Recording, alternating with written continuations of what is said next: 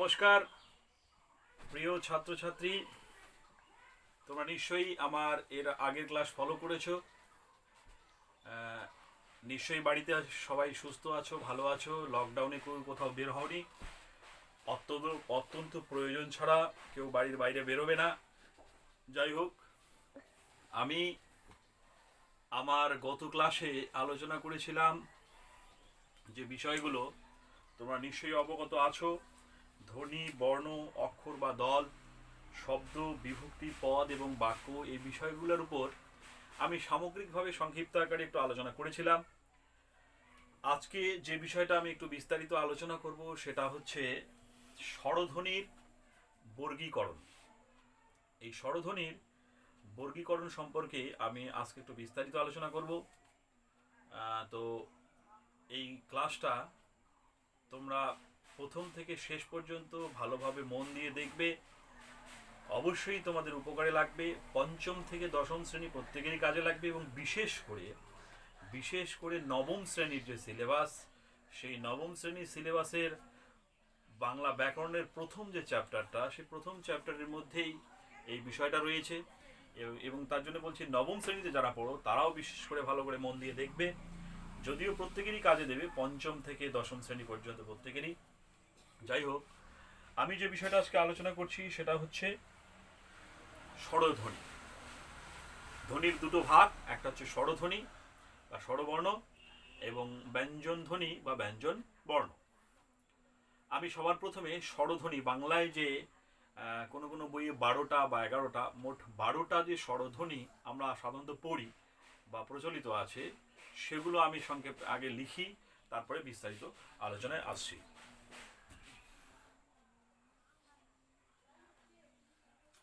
আমার মার্কারটা ঠিক মতো কাজ করছে না।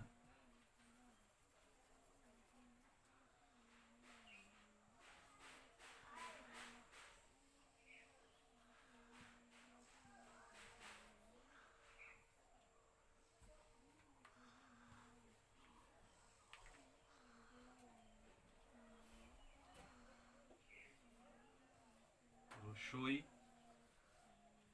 দীর্ঘই, দেখা যাচ্ছে কি? অ,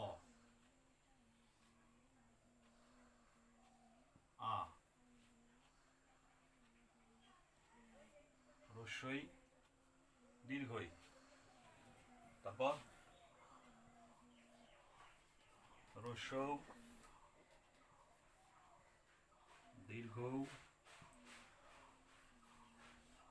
রি, লি,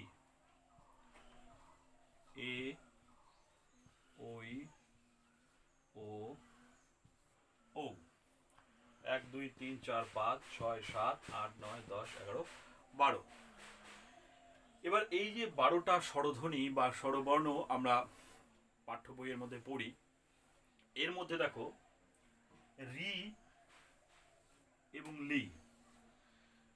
একটা জিনিস খেয়াল করো, এই লি যেটা, এই লি এর কিন্তু বাংলায় বর্তমান ব্যবহার নেই বললেই চলে। বাংলা ভাষায় বর্তমানে লি এর ব্যবহার নেই। তাহলে আমি এটাকে কেটে দিলাম, লি। কিংবা যদি এটার উচ্চারণও হয় লির মতো, লয় রস্যিকার, অর্থাৎ ব্যঞ্জন বর্ণ যেরকম, লি। তারপর হচ্ছে রি। এটা যদিও বাংলায় আমরা দেখি ব্যবহৃত, যেমন ঋণ বানান বা ঋণী বানান, এই বানানের মধ্যে, কিন্তু এর নিজস্ব কোনো উচ্চারণ নেই। এর উচ্চারণটা হয় রি এর মতো, বয়সীন রয় রস্যইকার যেটাকে বলে, যেমন ঋণ বানান বা ঋণী বানান, সেখানে রি আসছে। তাহলে এই স্বরধ্বনিটার নিজস্ব উচ্চারণ ক্ষমতা নেই, সে ব্যঞ্জনের মতোই উচ্চারণ হয়, ব্যঞ্জন বর্ণ দিয়েই উচ্চারিত হয়, রি। তাই এটাকেও যদি বাদ দিই, তাহলে পড়ে থাকলো 1 2 3 4 5 6 7 8 9 10টা। এবার এই 10টার মধ্যে খেয়াল করো, দীর্ঘই, দীর্ঘ, সরি এটা রস্য দাগ দিলাম, দীর্ঘই, দীর্ঘ, ওই এবং ও। কটা? 1 2 3 4। এই বাকি যে চারটা অর্থাৎ দীর্ঘই, দীর্ঘ, ওই আর ও, এগুলো দেখো প্রত্যেকটাই যুক্ত স্বর। কেন যুক্ত স্বর বলছি? ধরো দীর্ঘই, দীর্ঘইকে ভাঙলে কিন্তু আমরা দুটো ই পাই, একটা রস্যই প্লাস আর একটা রস্যই, দুটো ই। দুটো ই উচ্চারণ করতে যে সময়টা লাগে এই জন্য নাম দীর্ঘ, দীর্ঘ ই। একটা ই উচ্চারণ করতে যতটা সময় লাগে তার দ্বিগুণ সময় লাগে হচ্ছে দীর্ঘ ই উচ্চারণ করতে। ঠিক একইভাবে একটা উচ্চারণ করতে যা সময় লাগে দ্বিগুণ সময় লাগে দীর্ঘ উচ্চারণ করতে। এই জন্য দীর্ঘই, দীর্ঘ। আবার ওইকে যদি আমরা ভাঙি তাহলে দুটো পাবো, একটা হচ্ছে ও আর একটা ই। আগের ক্লাসে আমি বলেছিলাম। ঠিক একইভাবে ওকে উচ্চারণ করলো ও আর ই, এইভাবে পাচ্ছি। তাহলে এই যে চারটা, এই চারটাকে বলছে যুক্ত স্বর। তো এই চারটাকেও যদি বাদ দিই তাহলে বাকি যে পড়ে থাকছে ছটা, কি কি? অ, আ, ই, উ, এ এবং ও। এই যে ছটা, এই ছটাকে কিন্তু মৌলিক স্বরধ্বনি বলে। এগুলোকে কোনোভাবেই বিচ্ছিন্ন করা যায় না, অর্থাৎ ভাঙা যায় না, বিশ্লেষণ করা যায় না, ভাঙা যায় না। এই জন্য এই ছটা হচ্ছে মৌলিক স্বরধ্বনি। কিন্তু বাংলায় মৌলিক স্বরধ্বনি প্রচলিত আছে 7টা। তাহলে আর একটা কি? বাংলায় আর একটা মৌলিক স্বরধ্বনি, সেটা হচ্ছে এ। এর কিন্তু আবার আমরা প্রচলিত বইয়ের মধ্যে অনেক সময় দেখি না, কিন্তু উচ্চারণে আবার এ আসে। যেমন এক উচ্চারণ করলে এ উচ্চারণটা আসে, যদিও লিখি এ দিয়ে। তাহলে এই এটাও কিন্তু বাংলা স্বরধ্বনির মধ্যেই গণ্য। তাহলে সেই হিসেবে দেখা যাচ্ছে আমরা বাংলায় মৌলিক স্বরধ্বনির সংখ্যা পেলাম হচ্ছে কটা? 7টা। আর বাকিগুলো হচ্ছে যৌগিক স্বরধ্বনি, মানে রি আর লি বাদ দিয়ে বাকি যেগুলো সেগুলোকে হচ্ছে যৌগিক। তার মানে স্বরধ্বনিকে প্রধানত দুটো ভাগে আমরা ভাগ করছি। স্বরধ্বনিকে দুটো ভাগে, একটা হচ্ছে মৌলিক আর একটা হচ্ছে যৌগিক। এবার মৌলিক স্বরধ্বনি আমরা কটা পেলাম? 7টা। আর যৌগিক, যৌগিক সাধারণত ধরা হয় দুটো, একটা হচ্ছে ওই আর ও, কারণ এগুলোকে ভাঙলে দুটো করে স্বরবর্ণ পাওয়া যায়। এই দুটো হচ্ছে যৌগিক। আর বাকি যে বললাম চারটা আরো রয়েছে, সেই চারটা কি কি বললাম? দীর্ঘই, দীর্ঘ, হ্যাঁ, এই দুটো, এগুলোকে বলা হচ্ছে যুক্ত স্বর। এখানে যুক্তভাবে আছে, দুটো স্বর আছে, একই স্বর দুটো আছে। তো আর রি আর লি এর ব্যবহার বললাম যে সেটা কেন বাদ রাখছি আপাতত আমরা। তাহলে এই দুটো ভাগে ভাগ করছি, মৌলিক আর যৌগিক। আমি এবার প্রথমে মৌলিক স্বরধ্বনি যে 7টা রয়েছে এই 7টা নিয়ে আলোচনা করব, সেটাতে আসি, তারপর বাকি যৌগিকগুলোতে আসি। মৌলিক যে স্বরধ্বনি সেটা আগে আমি কোথাও লিখে রাখছি সাইডে, তাহলে তোমাদের বুঝতে সুবিধা হবে। সেটা হচ্ছে, একটা পেলাম হচ্ছে কি? অ। আর কি পেলাম? আ। আর ই। আর কি পেলাম? উ। আর কি পেলাম? বলো। এ। কটা হলো? 1 2 3 4 5। আর একটা কি? ও। তাহলে এই 6টা। এবং আমি আর একটা বললাম, আর একটা বলেছি, সেটা হচ্ছে এ। এই যে 7টা, 1 2 3 4 5 6 7, এই 7টাকে বলা হয় বাংলা মৌলিক স্বরধ্বনি। এই 7টা মৌলিক স্বরধ্বনির যে বিভিন্ন উচ্চারণ স্থান, এবং উচ্চারণ স্থান অনুযায়ী এই 7টা মৌলিক স্বরধ্বনিকে বিভিন্ন ভাগে ভাগ করা হয়, সেইগুলো আমি এবার তোমাদের সামনে দেখাবো। কিভাবে উচ্চারণ স্থান অনুযায়ী এক একটা স্বরধ্বনির এক একটা নাম, বা উচ্চারণ স্থান অনুযায়ী এদের বিভিন্ন নামকরণ বা বলবো বিস্তারিত আলোচনা আমি এবার তোমাদের সামনে করছি। আমি প্রথমে একটা ছক করে নিই, তোমাদের বুঝতে সুবিধা হবে।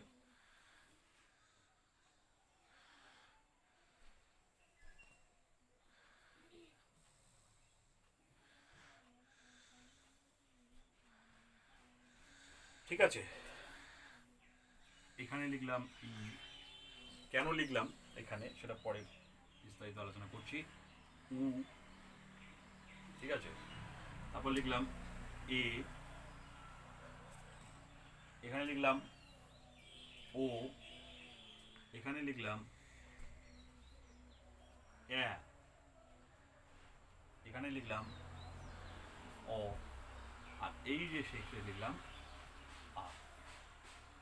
এইটার দিকে খেয়াল করো, এইটা যদি সম্পূর্ণটা আমাদের মুখ বলি, মুখমণ্ডল বলি, মুখের ভিতরের অংশটা বলি, তাহলে এই অনুযায়ী এটাকে কেন এরকম আমি ভাগ করলাম সেটাতে আসে।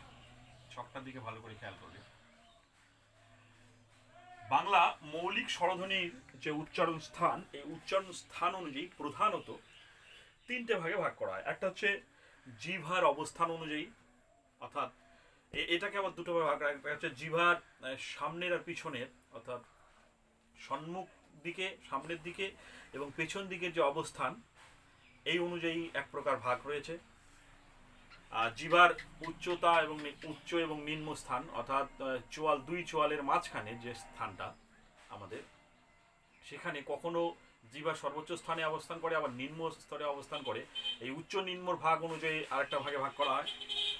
আর হচ্ছে ওষ্ঠের অবস্থান অনুযায়ী, আমরা যখন স্বরবর্ণগুলো উচ্চারণ করি তখন আমাদের যে এই ওষ্ঠ রয়েছে, এই ওষ্ঠর অবস্থানটা কি থাকে সেই অনুযায়ী কতগুলো ভাগে ভাগ করা যায়। আর 3 নাম্বার হচ্ছে মুখ বিবরের যে অবস্থান, গোটা মুখমণ্ডল, গোটা মুখ বিবরের যে অবস্থান, সেটা অনুযায়ীও কয়েকটা ভাগে ভাগ করা যায় স্বরবর্ণগুলোকে। আমি প্রথমে আসি জিহ্বার অবস্থান অনুযায়ী প্রথম প্রকারের। আমি বললাম জিহ্বার অবস্থান অনুযায়ী দুটো ভাগে ভাগ করা। একটা হচ্ছে জিহ্বার অবস্থান অনুযায়ী প্রথম প্রকার, যেটা অর্থাৎ যেটা হচ্ছে জিহ্বার সামনে আর পিছনের অবস্থান অনুযায়ী। দেখো এই এই যে বর্ণগুলো, এর মধ্যে দেখো ই, এ আর এ, ই, এ, এই তিনটে স্বরবর্ণ উচ্চারণকালে আমাদের মুখের অবস্থান, জিহ্বার অবস্থানটা কোন দিকে যাচ্ছে একটু ভালো করে খেয়াল করো, তোমরা উচ্চারণ করো তাহলে বুঝতে পারবে। ই, এ এবং এ, এই তিনটে স্বরবর্ণ উচ্চারণ করার সময় জিহ্বা সামনের দিকে প্রসারিত হয়। এই জন্য এই তিনটা স্বরবর্ণকে বলা হয় সম্মুখ স্বরবর্ণ। ভাবে আমরা বর্গীকরণ করে পড়তে পারি। এরপরে যেটা আসছি আমি পরবর্তী ভাগটা, আমি স্বরধ্বনিকে দুটো ভাগ করেছিলাম, তার মধ্যে একটা মৌলিক হয়ে গেল। এবার হচ্ছে যৌগিক স্বরধ্বনি। বুঝতেই পারছো যৌগিক স্বরধ্বনি কেন। যৌগিক কথাটা মানে সেখানে এক নিশ্চয় থাকবে না, মৌলিক, সেটাকে বিশ্লেষণ করা যাবে। বাংলায় দুটো যৌগিক স্বরধ্বনি আছে, একটা হচ্ছে ওই, আরটা হচ্ছে ও। ওইকে বিশ্লেষণ করলে কি পাওয়া যায়? ও যোগ ই। আর ওকে বিশ্লেষণ করলে কি পাওয়া যায়? ও যোগ উ। বোঝা গেল? তাহলে ওই আর ও, যেহেতু দুটো করে স্বরবর্ণ আছে, এই জন্য এই দুটোকে বলা হচ্ছে যৌগিক স্বর। আরো কিছু বিস্তারে আমি আরো কিছু আলোচনা করি। এই স্বরবর্ণ যেহেতু, স্বরধ্বনি যেহেতু আলোচনা হচ্ছে, এবার আরো কিছু প্রচলিত আছে। যেমন ধরো রস্বস্বর। রস্বস্বর একটা কথা হচ্ছে, আচ্ছা রস্য কথাটার মানে কি? হ্রাস মানে ছোট, মানে কম। তাহলে যে স্বরবর্ণ উচ্চারণ করতে কম সময় লাগে, অপেক্ষাকৃত কম সময় লাগে, সেটাকে বলে রস্বস্বর। কোনগুলো? রস্বস্বর হচ্ছে অ, কম সময় লাগে, ই, উ আর হচ্ছে রি। দেখো এই চারটা উচ্চারণ করতে কিন্তু অনেকটা কম সময় লাগে, এই জন্য এটাকে বলে রস্বস্বর। ঠিক একইভাবে বাকিগুলো হচ্ছে দীর্ঘস্বর। দীর্ঘস্বর মানে বোঝা যাচ্ছে দীর্ঘ। দীর্ঘ মানে কি? বেশি। তাহলে যে স্বরধ্বনিগুলো উচ্চারণ করতে বেশি সময় লাগে সেগুলোই হচ্ছে দীর্ঘ স্বরধ্বনি। কি কি দীর্ঘ স্বরধ্বনি? আ, অনেক সময় লাগছে, আ। দীর্ঘ ই, ই, কেন ই? দুটো ই একসঙ্গে, আমি আগেই বলেছিলাম। তারপর দীর্ঘ, তাই না? তারপর কি থাকছে? এ, ওই, অনেক সময় লাগছে, ও, ও। এগুলো দেখো উচ্চারণ করতে বেশি সময় লাগছে, এই জন্য এগুলোকে বলা হয় দীর্ঘ স্বরধ্বনি। এবার আর একটা জিনিস এই স্বরবর্ণের ক্ষেত্রে, স্বরধ্বনির ক্ষেত্রে আসে, সেটা হচ্ছে প্লুত স্বর বলে একটা কথা আছে। প্লুত স্বর,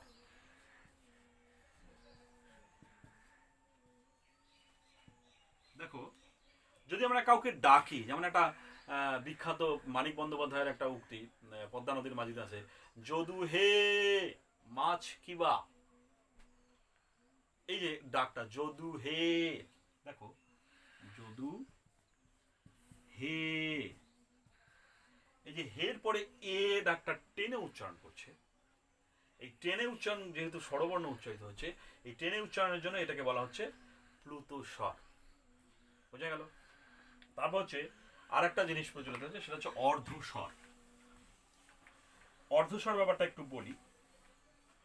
কিছু কিছু স্বরবর্ণ আমরা উচ্চারণের সময় কিছু কিছু উচ্চারণ করি কিভাবে, যেমন ধরো খাই শব্দ, খাই শব্দটা দেখো এখানে কিন্তু দুটো খাই, আমি লিখলাম খাই, ক্ষয়াকার রস্যই খাই, তাহলে খটা হচ্ছে তো ব্যঞ্জন, কিন্তু এখানে আমরা স্বরবর্ণ যেহেতু আলোচনা করছি, এখানে দেখো এটাকে বিশ্লেষণ করে কি কি দুটো আছে, একটা হচ্ছে আ আর একটা হচ্ছে ই, এই দুটো মিলে আছে, এই দুটো স্বরবর্ণ এখানে আছে। তার মধ্যে প্রথম যে স্বরবর্ণটা, সেই প্রথম স্বরবর্ণটা কিন্তু পুরোপুরি পূর্ণভাবে উচ্চারিত হচ্ছে আ, খা, কিন্তু পরের যে স্বরবর্ণটা আছে ই, এটা কিন্তু পুরোপুরি উচ্চারণ হচ্ছে না, কম উচ্চারণ হচ্ছে। তাহলে খাই, আই, আটা উচ্চারণ হচ্ছে, কিন্তু ইটা কম উচ্চারণ হচ্ছে। ঠিক আছে? আবার যেমন একইভাবে কেউ, খাও, শোয়, যেমন কেউ এ আর উ আছে, তাই না? তারপর ধরো যেমন খাও, এখানে কি আছে, আ ও আছে। শোয়, এখানে কি আছে, ও আর এ আছে। তাহলে এই যে শব্দগুলো খাই, কেউ, খাও, শোয়, এই শব্দগুলোর প্রথম স্বরবর্ণটা পূর্ণ উচ্চারিত হচ্ছে, কিন্তু পরের স্বরবর্ণটা পূর্ণভাবে উচ্চারিত হচ্ছে না, অর্ধেক উচ্চারণ হচ্ছে। এই জন্য এগুলোকে বলা হয় অর্ধস্বর। তাহলে অর্ধস্বর কি কি বাংলায় হচ্ছে, একটা হচ্ছে ই, একটা উ, একটা ও, আর একটা হচ্ছে এ। এই চারটাকে কি কি, ই, উ, ও আর এ, এই চারটাকে বলা হয় অর্ধস্বর। তাহলে আজকে আমি যতটুকু আলোচনা করলাম, আমি সম্পূর্ণ আলোচনাটাকে আরো সংক্ষিপ্ত আকারে একটু বলে নিই। আমি প্রথমে আলোচনা করেছি বাংলা স্বরধ্বনি। বাংলায় প্রচলিত মোট, মানে প্রচলিত বলতে বইয়ের মধ্যে যেটা আছে, বইয়ের মধ্যে আমরা দেখি যেটা রূপ, এটা হচ্ছে 12টা। 12টার মধ্যে রি আর লি, লির তো বর্তমান ব্যবহার নেই বাংলায়, কিন্তু রি যেটা নিজস্ব উচ্চারণ ক্ষমতা নেই, সে ব্যঞ্জন বর্ণের মতো বয়সীন রয় রস্যিকারে রি উচ্চারিত হয়। এই জন্য সেটাকে বাদ দিলে বাকি যেগুলো পড়ে থাকছে তার মধ্যে দীর্ঘই, দীর্ঘৌ, হ্যাঁ, তারপর হচ্ছে ওই, ঔ, এই যে বর্ণগুলো, এগুলোকে বলা হচ্ছে যুক্ত স্বর। এগুলোকে বাদ দিলে বাকি যে 6টা এবং তার সঙ্গে এই 7টা মিলে হচ্ছে বাংলায় মৌলিক স্বরবর্ণ। এই মৌলিক স্বরবর্ণগুলোকে তার জিহ্বার অবস্থান, মুখবিবরের আকৃতি আর ওষ্ঠের আকৃতি অনুযায়ী কয়েকটা ভাগে ভাগ করা হয়। জিহ্বার অবস্থান অনুযায়ী প্রথম একটা হচ্ছে উচ্চ আর মধ্য অনুযায়ী, মানে সামনে আর পেছনে অনুযায়ী অবস্থান অনুযায়ী 3টে ভাগে ভাগ করা হয়, সম্মুখ স্বরধ্বনি, পশ্চাৎ স্বরধ্বনি আর হচ্ছে কেন্দ্রীয় স্বরধ্বনি। ঠিক আছে? কোনগুলো আমি আলোচনা করেছি তোমরা আমার এই ভিডিওটাতে খেয়াল করবে, তাহলে দেখতে পাবে। তারপর জিহ্বার আরেক প্রকার অবস্থান অনুযায়ী উচ্চ স্বরধ্বনি, নিম্ন স্বরধ্বনি, তারপর হচ্ছে উচ্চ মধ্য স্বরধ্বনি, নিম্ন মধ্য স্বরধ্বনি। নিশ্চয়ই বুঝে গেছো আলোচনায়। তারপরে আলোচনা করেছি আজকে ওষ্ঠের অবস্থান অনুযায়ী মৌলিক স্বরধ্বনিগুলোকে দুটো ভাগে ভাগ করা হয়, প্রসৃত বা প্রসারিত স্বরধ্বনি, আর একটা হচ্ছে কুঞ্চিত স্বরধ্বনি। প্রসৃত স্বরধ্বনি আর কুঞ্চিত স্বরধ্বনি। আর মুখবিবরের অবস্থান অনুযায়ী সংবৃত স্বরধ্বনি, বিবৃত স্বরধ্বনি, অর্ধ সংবৃত স্বরধ্বনি আর অর্ধ বিবৃত স্বরধ্বনি। এই বিষয়গুলো আজকে আলোচনা করলাম। সেই সঙ্গে আলোচনা করলাম যৌগিক স্বর, হ্রস্বস্বর, দীর্ঘস্বর, প্লুতস্বর এবং অর্ধস্বর।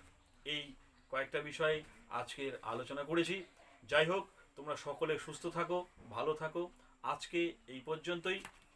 এর পরবর্তী আলোচনা, এর নেক্সট ক্লাসে আমি আলোচনা করব ব্যঞ্জন বর্ণের বর্গীকরণ নিয়ে, ব্যঞ্জন বর্ণের উচ্চারণ স্থান অনুযায়ী। তো বাড়িতে সবাই সুস্থ থাকো, ভালো থাকো। আর অভিভাবক, বিশেষ করে অভিভাবিকাগণের প্রতি বিশেষ অনুরোধ, আমার এই ভিডিওটা আপনার বাড়িতে যে ছাত্রছাত্রীরা রয়েছে এবং সেই ছাত্রছাত্রীদেরকে অবশ্যই দেখাবেন। তারা দেখলে নিশ্চয়ই উপকৃত হবেন বলে আমার দৃঢ় বিশ্বাস। আর তারা উপকৃত হলেই আজকে আমার এই ভিডিও বা এই অনলাইন ক্লাস করার সার্থক হবে বলে মনে থাকি। লকডাউনে কেউই বাড়ির থেকে অত্যন্ত প্রয়োজন ছাড়া বেরোবেন না। বাড়িতে সবাই ভালো থাকুন, সুস্থ থাকুন। নমস্কার। পরের ভিডিওতে আবার দেখা হবে। নমস্কার। স্বরবর্ণ বা সম্মুখ স্বরধ্বনি মনে থাকবে। আর উ, ও, অ খেয়াল করো, এই তিনটে উচ্চারণকালে উ, ও আর অ, এই তিনটে স্বরবর্ণ উচ্চারণ করার সময় আমাদের জিহ্বার অবস্থানটা দেখো কোন দিকে যায়। নিশ্চয়ই বুঝতে পারছো, পেছনের দিকে যায়। এই জন্য উ, ও আর অ এই তিনটা স্বরবর্ণকে বলা হয় পশ্চাৎ স্বরধ্বনি। এই তিনটাকে বলা হয় পশ্চাৎ স্বরধ্বনি। আবার ঠিক দেখো, আ বর্ণটা উচ্চারণ করার সময়, আ স্বরবর্ণটা উচ্চারণ করার সময় দেখো জিহ্বার অবস্থান কিন্তু না সামনের দিকে না পেছনের দিকে, মাঝামাঝি জায়গায় অবস্থান করছে। এই জন্য আটাকে বলা হচ্ছে কেন্দ্রীয় স্বরবর্ণ। তাহলে আমরা কি কি ভাগ করলাম? একটা হচ্ছে জিহ্বার অবস্থান অনুযায়ী, তাহলে তিন প্রকার ভাগ। একটা হচ্ছে সম্মুখ স্বরধ্বনি, পশ্চাৎ স্বরধ্বনি আর কেন্দ্রীয় স্বরধ্বনি। সম্মুখ স্বরধ্বনি কোনটা? ই, এ, আ। পশ্চাৎ স্বরধ্বনি উ, ও, অ। আর কেন্দ্রীয় স্বরধ্বনি হচ্ছে আ। বোঝা গেল? এবার দ্বিতীয় প্রকার ভাগে আসি আমি। দ্বিতীয় প্রকার ভাগ হচ্ছে জিহ্বার অবস্থান অনুযায়ী আবার, অর্থাৎ উচ্চ নিম্ন। দেখো আমাদের দুই চোয়ালের মাঝখানে ভিতরে যে গ্যাপটা, এই গ্যাপটার মধ্যে কখনো জিহ্বা সর্বোচ্চ স্তরে অবস্থান করে, কখনো সর্বনিম্ন স্তরে অবস্থান করে। দেখো যখন এই উপরের দুটো আমরা উচ্চারণ করছি ই আর উ, খেয়াল রাখবে যখন ই আর উ উচ্চারণ করছি তখন দুই চোয়ালের মধ্যে সর্ব উচ্চ স্তরে কিন্তু জিহ্বার অবস্থানটা থাকছে, ই আর উ।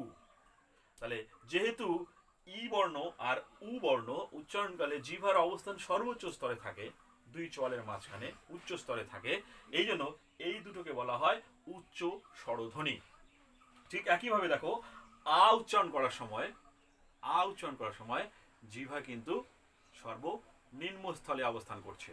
এই জন্য এই আ বর্ণটাকে বলা হয় নিম্ন স্বরধ্বনি। আবার এ এবং ও এই দুটো বর্ণ উচ্চারণ করার সময়, এ ও উচ্চারণ করার সময় জিহ্বা কিন্তু আগে যে ই আর উচ্চারণ করার সময় যে জায়গাটা ছিল তার থেকে কিছুটা নেমে এসে কিন্তু উচ্চ দিকে, কিছুটা উচ্চ, পুরোপুরি উচ্চ নয়, কিছুটা উচ্চ। এই জন্য এটাকে বলা হচ্ছে উচ্চ মধ্য স্বরধ্বনি। কাকে? এ আর ও কে কিছুটা উচ্চ অবস্থান করছে, এই জন্য এটাকে বলে উচ্চ মধ্য স্বরধ্বনি। আবার এ আর অ উচ্চারণকালে জিহ্বাটা কোথায় অবস্থান করছে? পুরোপুরি নিচে নয়, কিন্তু নিচের থেকে একটু উপরে। এই জন্য এই এ আর ও কে বলা হচ্ছে নিম্ন মধ্য স্বরধ্বনি। বোঝা গেল? কি কি বললাম? ই আর উ তালে উচ্চ স্বরধ্বনি, আ হচ্ছে নিম্ন স্বরধ্বনি, এ ও উচ্চ মধ্য স্বরধ্বনি, এ আর অ হচ্ছে কি? নিম্ন মধ্য স্বরধ্বনি। নিশ্চয়ই বোঝা গেছে? এরপর আসি ওষ্ঠের অবস্থান অনুযায়ী মৌলিক স্বরধ্বনি। ওষ্ঠ বোঝো তো? আমাদের এই যে দুটো ওষ্ঠ, এই ওষ্ঠের অবস্থান অনুযায়ী কি কি কোন অবস্থায় করছে, এটাকে আবার দুটো ভাগে ভাগ করা হচ্ছে। একটা প্রসারিত স্বরধ্বনি বা প্রসৃত স্বরধ্বনি, একটা কুঞ্চিত স্বরধ্বনি। আচ্ছা খেয়াল করো, ই, এ, আ এবং আ, এই চারটা স্বরবর্ণ, ই, এ, আ, এই চারটা স্বরবর্ণ উচ্চারণ করার সময় আমাদের ওষ্ঠটা কি হচ্ছে? প্রসারিত হচ্ছে, খুলে যাচ্ছে, তাই না? কি প্রসারিত হচ্ছে না? এই ওষ্ঠ দুটোকে একখানে জাম লাগিয়ে এগুলো উচ্চারণ করা যাবে? নিশ্চয়ই যাবে না। তাহলে ই, এ, আর আ, এই চারটা স্বরবর্ণ উচ্চারণকালে আমাদের ওষ্ঠের আকৃতি যেহেতু প্রসারিত হয়, এই জন্য এই চারটাকে বলা হচ্ছে প্রসারিত স্বরধ্বনি। আর দেখো উ, ও আর অ, এই তিনটে উচ্চারণকালে কিন্তু ওষ্ঠের আকৃতিটা গোলাকার হচ্ছে, কুঞ্চিত হচ্ছে। উ, ও, অ, এখানে একটা গোল ভাব আসছে, গোলাকার হচ্ছে ওষ্ঠগুলো। এই জন্য এই তিনটে স্বরবর্ণকে, উ, ও, অ, এই তিনটে স্বরবর্ণকে বলা হয় কুঞ্চিত স্বরবর্ণ। বোঝা গেল? এরপরে আসি মুখবিবরের অবস্থান অনুযায়ী। মুখবিবরের অবস্থান অনুযায়ী এই যে মুখমণ্ডল, এই মুখবিবর, ওষ্ঠ তো বুঝলাম, এর অবস্থান অনুযায়ী এটাকে আরো চারটা ভাগে ভাগ করা হয়। একটা হচ্ছে সংবৃত স্বরধ্বনি, বিবৃত। কিরকম দেখো, সংবৃত স্বরধ্বনি আবার একইভাবে দেখো, ই আর উ, ই উ উচ্চারণকালে আমাদের মুখ বিবরের আয়তন সবচেয়ে কম থাকে। যেমন আ উচ্চারণ করলে মুখটা যতটা প্রসারিত হচ্ছে, যতটা খুলছে, গোটা মুখটা যতটা আমরা খুলছি, ঠিক একইভাবে ই আর উ উচ্চারণ করতে গেলে কিন্তু অনেকটাই কম আমাদের খুলতে হচ্ছে। তাহলে ই আর উ উচ্চারণকালে যেহেতু মুখবিবর কম করতে হচ্ছে, কিছুটা খোলা, পুরোপুরি না, সামান্য একটু, এই জন্য এটাকে বলছে ক্লোজড, অর্থাৎ সংবৃত স্বরধ্বনি, ক্লোজড স্বরধ্বনি বা সংবৃত স্বরধ্বনি, ই আর উ। একইভাবে আ যখন উচ্চারণ করছি তখন এটা সম্পূর্ণ খুলতে হচ্ছে, বিবৃত বলে, এই জন্য আটাকে হচ্ছে বিবৃত স্বরধ্বনি। এ আর ও কে উচ্চারণ করার সময় ই উচ্চারণ করতে যতটা খুলেছে তার থেকে কিন্তু একটু বেশি খুলতে হয়েছে, তাই না? কিন্তু পুরোপুরি বিবৃত নয়। তাহলে এইটাকে বলে অর্ধ সংবৃত স্বরধ্বনি, এ আর ও। এ এবং ও হচ্ছে কি বললাম, অর্ধ বিবৃত স্বরধ্বনি। এ আর অ যখন উচ্চারণ করছি তখন কিন্তু আ বলতে যতটা খুলছি ততটা খুলছি না, কম খুলছি, এই জন্য এটাকে বলছে অর্ধ বিবৃত স্বরধ্বনি। নিশ্চয়ই বোঝা গেছে।